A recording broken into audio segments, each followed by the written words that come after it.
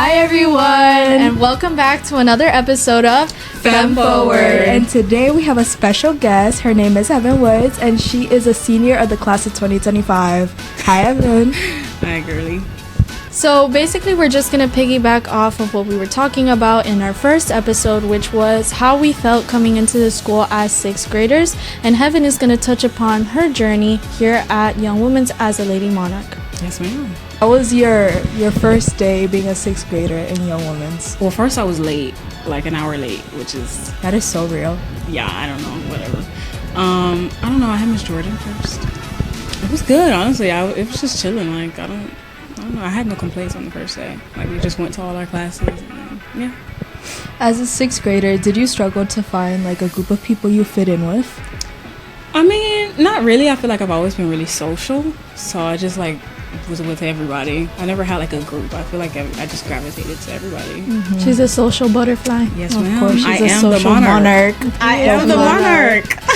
How would you say being a Young Women's has affected you as a person? I think it's opened my eyes to a lot of things because it's a really tiny school. It teaches you a lot. Like, you're super close to everybody, and there's such a different group of people all the time.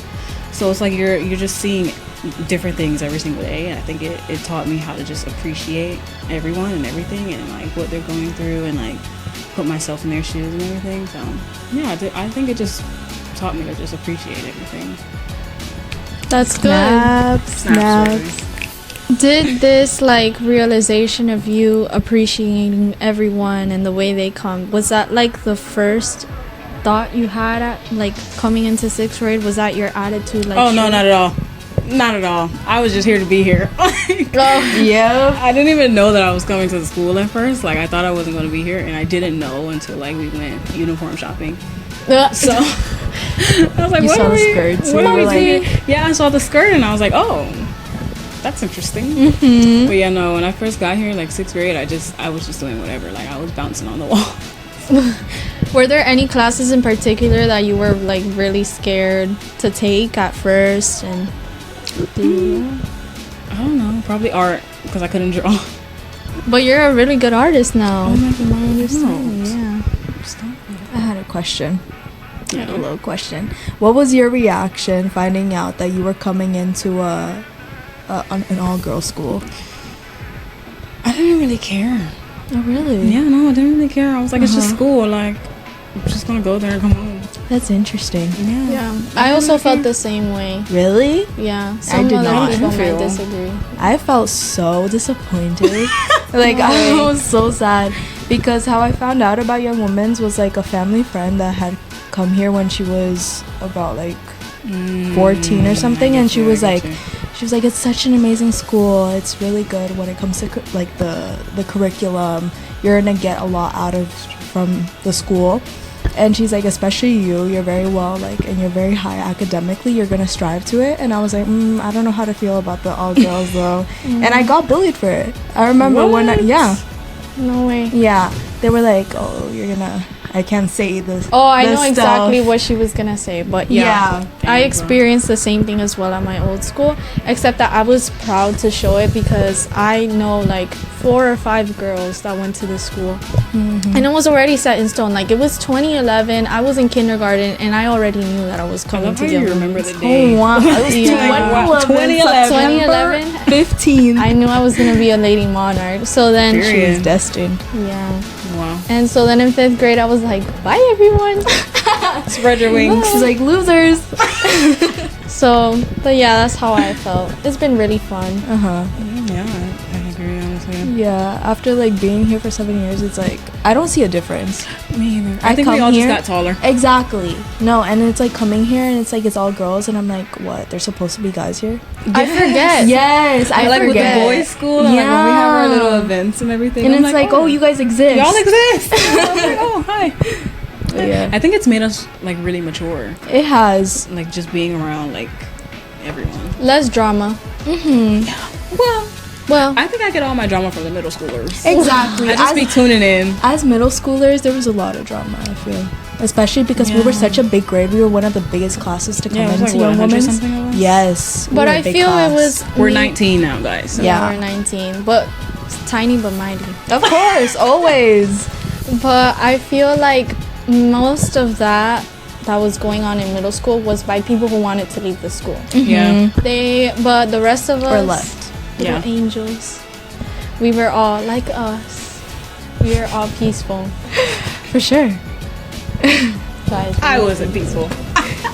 I'm peaceful now, though, guys. I've changed. That's why I like to say, like, coming into the school, it's a rite of passage, because when I was younger, oh my god, I was so bad. I was such a bad little kid. I didn't care about academics. Like, I was very egotistical. Like, in my head, I didn't care to, like, strive for, like, better. But I knew in my head, I'm like, I could do this. Like, I could walk miles around these people. And it's like now coming into like high school in the 9th grade especially, or even just 7th grade, it really just humbled me. I was like, yeah, no, this is not easy at all. No, because in elementary school, I was like the top of my class. Like, Me literally too! top of my class. I get here 6th grade, I'm like, oh, this is a different game. Exactly, there's a whole different But yeah, no, and then I field. just gave up. I was like, okay, whatever. And I really didn't want to be here, so I was like, I was doing everything to get out. Like, and then I was like, I kind of like it here. So I changed. And now she's super involved. do you want to delve into that a little more? Like, really? Because you mentioned, I want to know more about your journey change. into like finding your voice. Yeah. Oh, okay, sure. And like how your attitude, like, attending the progressed. school. Yeah. Okay, sure. Okay. Where do I start? I got here and I had this one friend group and we were all super close since like forever. And then they were not the best of influences, I must say.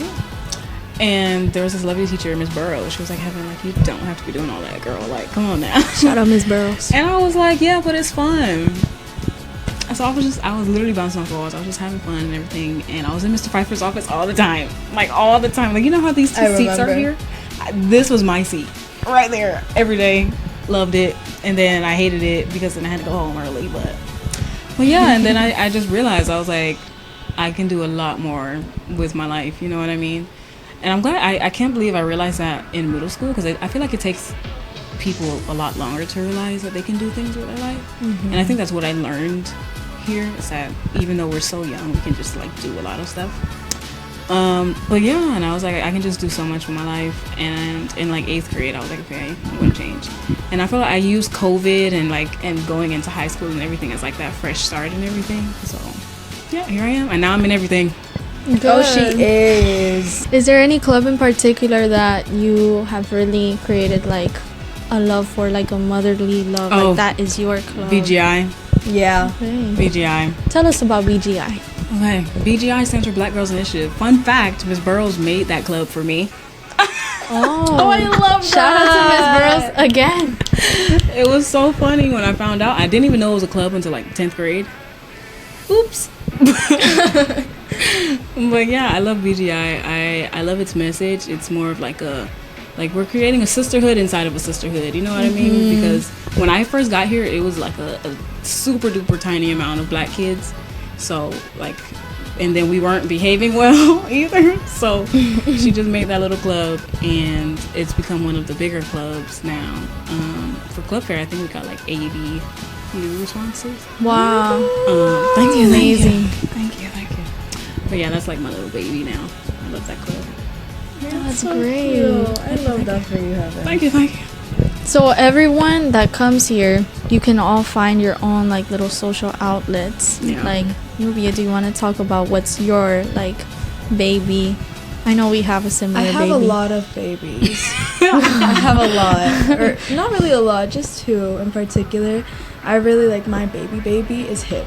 I love the Health Information Project. It's so special to me because me personally, I really struggled with voicing how I felt, and I always just like put myself down in like regards of like how high I am with academic standing ever since the 7th grade. I struggled with that immensely. I always thought that I wasn't good enough. I wasn't good enough speaker to do something like HIP. And especially the board from last year, Sheba, August, Bianca, Emma, they showed me that you don't have to be a naturally good speaker to put out your best foot and to connect with the kids. And that's what I really love about HIP. Yeah. It's a lot of work, but I wouldn't trade it for anything. Yeah, and I actually have a HIP training after school today, so I'm so excited. I love my so hippies. Excited. I love my hippies. And what's your other one? Las Paisanas. I Period. love Las Don't play with Paisanas. them. That's our baby. Don't play with them. Yeah. So in 9th grade, I think we talked about this in the first episode. Yeah. We could do a little summary. Mhm. So in 9th grade, 3 of us, Yaretsi Martinez, Mm-hmm. who is also a founder of Femme Forward, and Yes. another student, we decided to do a folklore, which is like the traditional dance, which is what you would normally call like a traditional dance from a Hispanic country. And we were like, hey, we don't have the skirts, but my mom has this like traditional dress that she brought from Nicaragua like 10 years ago, and I really want to use it. So we all collectively decided to do a dance for the Hispanic Heritage Month show.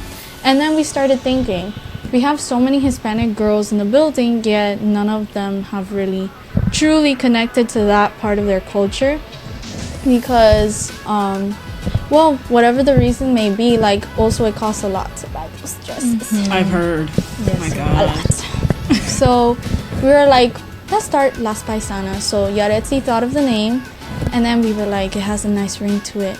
Let's bring our other friend Nubia along so that she could be part of what the beautiful sisterhood Las Paisanas is. Yeah. And we had 20 people audition this year, Okay. even though we only made spots for 12 because of the stage size and also dress costume cost. But it's been super great. All the girls loved it. We just recently performed at the Moss Center this past Saturday. Period. It was an amazing Amazing. experience. We got to be on stage with Selena.